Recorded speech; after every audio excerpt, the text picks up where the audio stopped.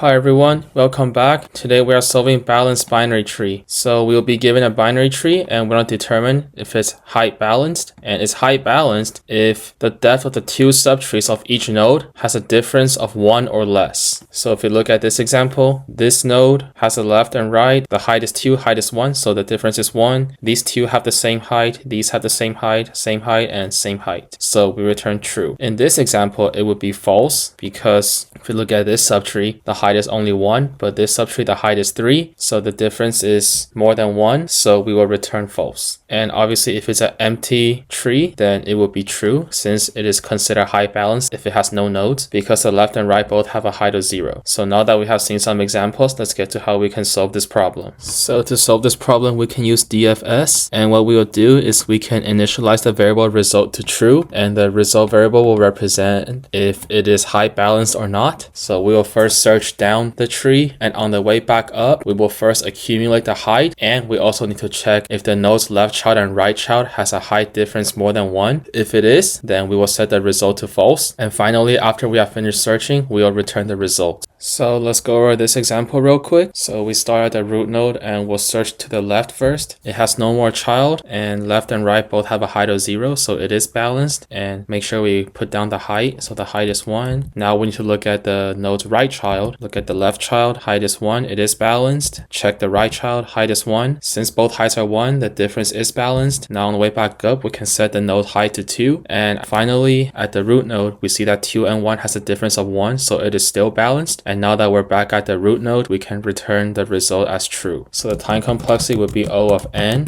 where n is the number of nodes in the tree, because that is the number of nodes we will iterate through. And the space complexity will also be O of n, because when we use a DFS, there will be a recursion stack and it can take up to n space. So now let's get to the coding part.